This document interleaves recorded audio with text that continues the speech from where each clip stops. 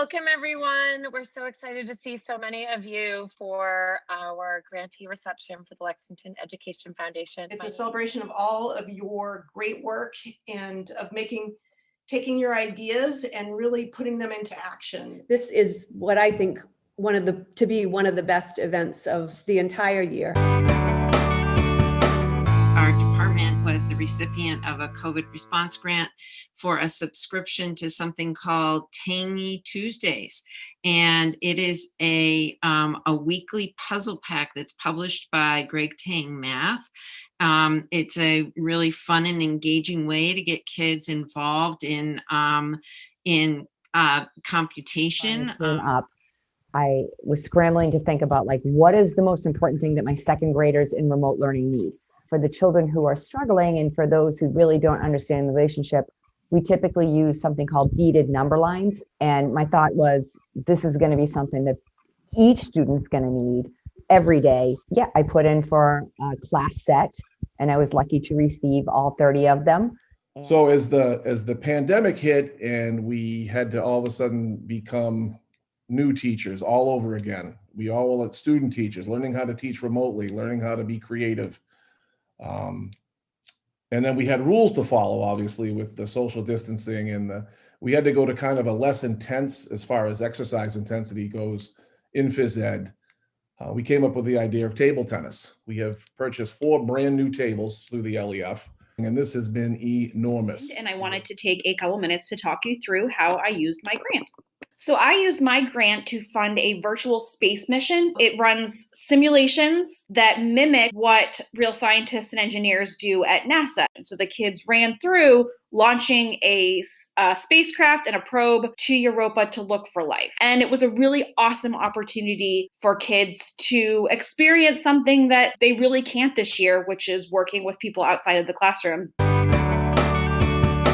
I received an individual grant that allowed me to attend a 3-day training for speech language pathologists, specific Canon program called It Takes Two to Talk, teaching parents how to use strategies with their children to promote language development.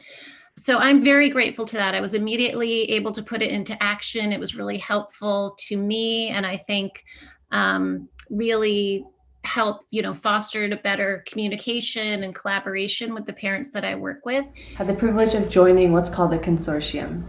And the consortium is a year-long membership-based peer education and just learning network that's hosted by a nonprofit called the MGH Center for Cross-Cultural Student Emotional Wellness. I'm a recipient of an LEF fellowship grant. I will be taking a course with a program called Confianza.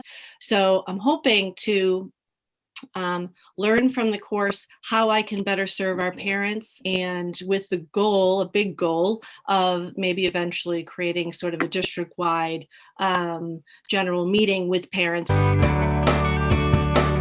There wasn't a lot of diversity in the leveled library in my classroom. So then the next thing that we did is just, where do we purchase diverse books? Ensuring that stories are authentically written by and about people of color. Thank you, LEF, because of you, we were able to purchase over 650 books, and they're all going to be infused into each of the first grade classrooms. Teachers from 3 different languages, French, Spanish, and Latin, all collaborated on this grant, which was led by Becky Rankin, French teacher. And we're all, we have ordered what's called FVR books, free voluntary reading. And we're looking forward to incorporating free voluntary reading into our classes. And personally, I just wanted to thank the LEF, not just for this grant, but for grants that I've gotten in the past that have been hugely just revolutionized my practice. I read and taught Latin for 30 years and never spoke it until about 4 years ago. And now I speak Latin frequently in the classroom, encourage the students to speak Latin. And that all started with an LEF grant. So thank you. And over the summer, I worked with Sarah Kammer, another earth science teacher, and Liz Curtin, a special educator.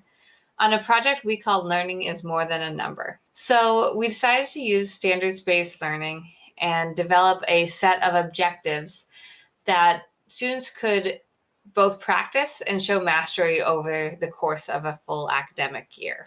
Then we modified the curriculum that we did have and all the other teaching materials to allow for multiple opportunities of practice and growth throughout the year so that we could replace previous grades with new grades to show students true and current understanding and ability level. I have the distinct honor of receiving the Carol Pilarski Summer Workshop grant. It is a large grant that then goes out to educators working on projects that truly touch every level, every grade, every department in the district. I wanted to highlight a few. One, our fantastic counseling team was thinking ahead, and they spent their summer workshop working on a Worry Warriors program. There was a project on creating digital science lab kits. Creating instructional videos. The LEF has supported school-based equity teams to create professional learning at the school level. They helped with a project this summer on implementing the Coaching for Change program at the middle schools.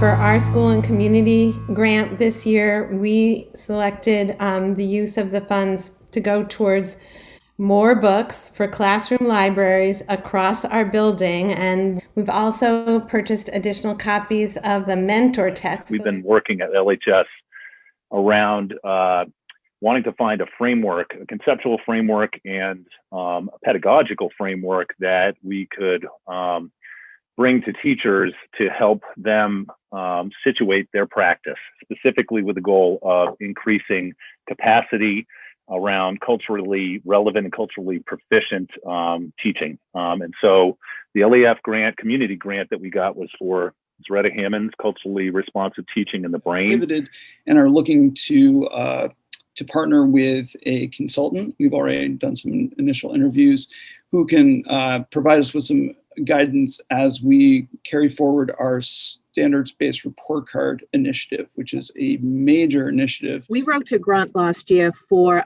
what I'll just call flexible furniture. So thanks to the LEF, Fisk was able to purchase a sensory movement path. Just some of the activities that the students can participate in using this sensory area are foot-eye coordination, releasing some energy, some core strength, gross motor awareness, et cetera, and coordination skills. And most importantly, focus and attention building skills. Thank you to all of our grantees for sharing your stories. Thank you for doing so much wonderful work to support and expand learning for our Lexington students. And we hope most importantly you feel inspired by the extraordinary faculty and teachers that are here in Lexington. It's been a beautiful afternoon. Thank you all.